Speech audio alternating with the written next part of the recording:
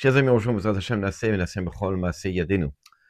Le Rav Gershon Edelstein Zatzal, il rapporte au nom du Leshem, donc on parle de ça, ce qui a été écrit à peu près en 1860, un peu plus, dans lequel il dit comme ça que malheureusement, il y a une yeridat adorot, il y a une baisse au niveau des midot, au niveau des vertus du clan Israël, qui se poursuit malheureusement, avec la destruction déjà du temple, du deuxième temple, lorsque la haine gratuite et d'autres vices ont provoqué cette destruction de Rome, il n'y a pas eu de réparation. Il n'y a pas eu un regain d'envie de pouvoir reconstruire le Beth Amikdash, et ça ne fait, comme ça il dit, que descendre.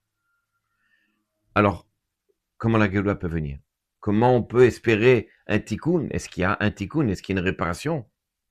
D'après lui, il n'y aurait pas de tikkun. En fait, le Lechem, il rapporte comme ça, il dit, quand on est dans une impasse comme ça, il faudrait Melech caché qu'Aman, comme c'est rapporté dans la Gemara, dans Sanhedrin, il faudrait un roi aussi dur que Aman, qui voulait détruire le peuple d'Israël, qui vienne et qui malheureusement bouge le peuple d'Israël. Nous l'avons eu, je pense, ce roi, comme ça il dira Gershon, c'est à l'époque de la Deuxième Guerre mondiale.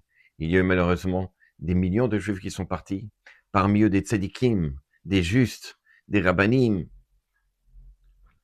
Alors effectivement, juste après, il y a eu un regain. Il y a un renforcement dans la Torah, il y a un renforcement dans les Midot, comme ça il dit Rav Edelstein.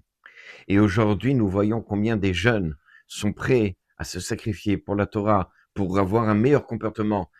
Baruch Hashem, combien il y a de chesed parmi le clan d'Israël.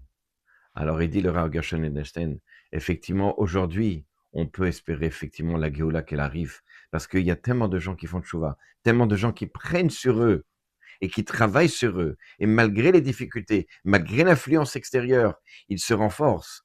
Et ils font un tel chesed, on n'imagine pas combien de familles font de la bonté auprès des gens qui sont autour. Simplement, vous prenez le botin de Bnei Brak, la moitié du botin, c'est simplement ce qu'on appelle des gemachim, des actes de chesed.